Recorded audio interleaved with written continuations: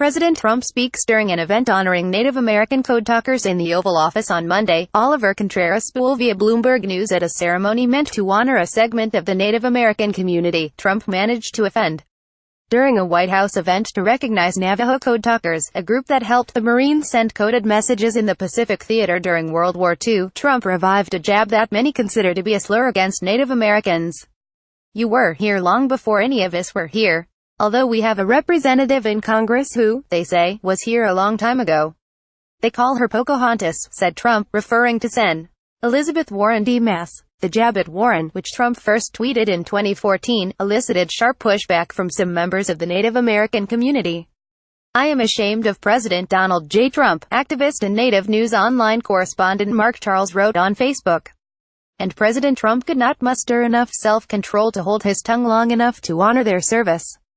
Mihio Manus, a spokesman for the president and vice president of the Navajo Nation, told the Post he thought Trump's comments about Warren were inappropriate. "It's unfortunate that President Trump would refer to Sen. Elizabeth Warren as Pocahontas in a joking way," Manus said.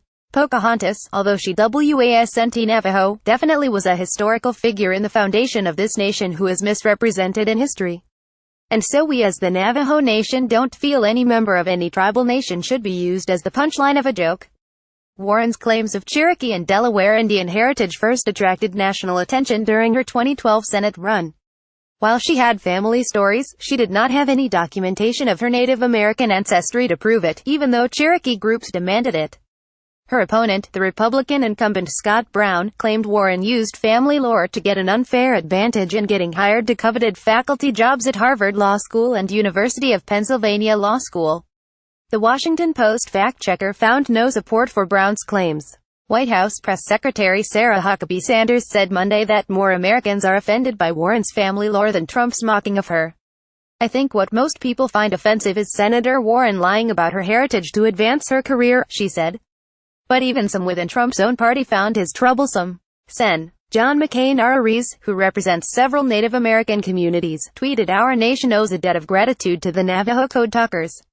Politicizing these genuine American heroes is an insult to their sacrifice. This isn't the first time Trump has attracted attention for his comments about Native Americans. In the 1990s, the former casino magnate secretly paid more than $1 million in ads portraying members of a tribe in upstate New York as cocaine traffickers and career criminals. During this time he accused some dark-skinned Native Americans in Connecticut of faking their ancestry," the Post's Sean Boberg previously reported. "I think I might have more Indian blood than a lot of the so-called Indians that are trying to open up the reservations," Trump said during a 1993 radio interview with shock jock Don Imus. "I think if you've ever been up there, you would truly say that these are not Indians," Trump added. "One of them was telling me his name is Chief Running Water Sitting Bull, and I said, that's a long name. He said, well, just call me Ricky Sanders," and Trump used the Pocahontas jab earlier this month to suggest that the Justice Department and the FBI should investigate the Democrats' activity during the 2016 primaries. Some of Trump's actions have added fuel to the controversy that he has slighted Native Americans. Trump has frequently praised President Andrew Jackson, who is known for his harsh treatment of Native Americans. Monday's ceremony took place in front of a portrait of Jackson, who famously signed the Indian Removal Act, which led to thousands of Native American deaths as tens of thousands were forced to relocate. Trump also failed to mention Native Americans in his Columbus Day proclamation. Instead, his campaign had a sale on Make America Great Again merchandise to honor Columbus' legendary voyage to America. Native Americans also protested the administration's approval of the final permit to complete the Dakota Access Pipeline, which some argue violates treaties that indigenous groups living on the Standing Rock Indian Reservation signed with the federal government in the 1800s.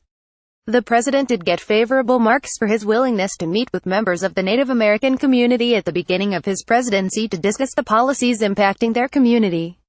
But his refusal to walk away from using language that some say disrespects their value in the American story could end up having a significant impact on his relationship with Native Americans.